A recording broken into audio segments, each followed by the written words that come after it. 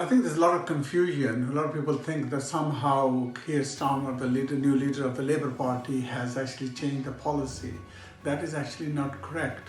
The resolution which was passed in the Labour Party, it hadn't gone through all the processes to be the policy, and we had the general election. So our really job is to make sure that it becomes the policy of the Labour Party. So that's what we need to do. Instead of saying that he's done a U-turn, he hasn't done any U-turn. I think we have a concern about it, and the many Kashmiri people, Pakistani people have been expressing that. The answer really lies the difference we can make. So we need to be engaged with this, and that is making sure that it becomes a policy, which was the resolution. The concern people have been having about the letter, look, one I think is to do with the bilateral language that has been used. Now, we've got to understand, it's not Keir's language.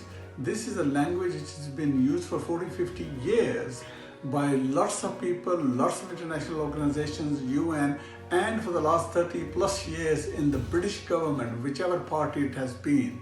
This goes back to the Shimla Maida of 72. This is where the language actually comes from. Now, I don't agree with it. I think there's a mistake in this language, and the mistake fundamentally is that there are 4 parties to dispute. So how can you say it's a bilateral? And particularly when the Kashmiri, who are the central core of this whole dispute, they are not part of the party. So this is a weakness. The second weakness which lies is that 72 years now we will not have this issue resolved.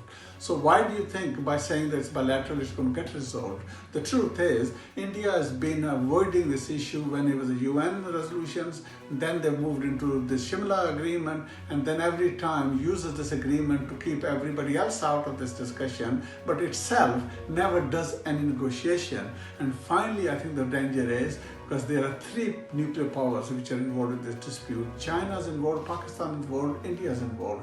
Now, world can't afford having a nuclear war, so you can't hide behind that it's bilateral. So I think this is the work that we have to do to change this. So we need to press the government, this Tory government, to change this. We then have to make sure we change this in the language in the Labour Party, but that's the answer. And the other issue, which is the constitutional issue, that is an issue in India, a matter for the Parliament of India. But look, this is the correct position. Kashmir is not in India. So the language is just being used what happens in India. So Kashmir is a disputed territory. Keir Starmer is a renowned lawyer. He understands there's a disputed territory, so it's not part of India. So we shouldn't make this part of India by making that this somehow is an issue. So this constitutional issue, what they used in the letter, I think is correct. This is how it operates in every country, and Kashmir is a disputed territory, it's not part of India.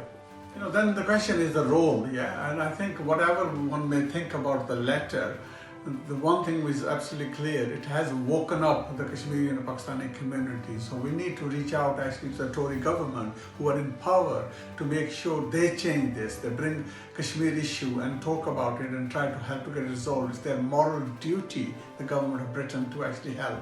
And equally, we need to reach out in the Labour Party so that it becomes a policy, so that when they are in government, they can implement it. Now, I've heard people saying, well, look, if he hasn't done the U-turn, then he will do a U-turn. Now, I think we have no fear that Keir will do a U-turn on human rights. Because if you look at this letter which has been written to Hindu Forum of Britain, 3 times he's emphasized the importance of human rights. He said it's something, the standard that they will follow. He said this is something this party will promote. He said he will lead this party who will champion human rights. So what we have to do is strengthen his hands, and we need to make sure that human rights remain at the heart of Labour Party, and we push this out globally to protect the human rights.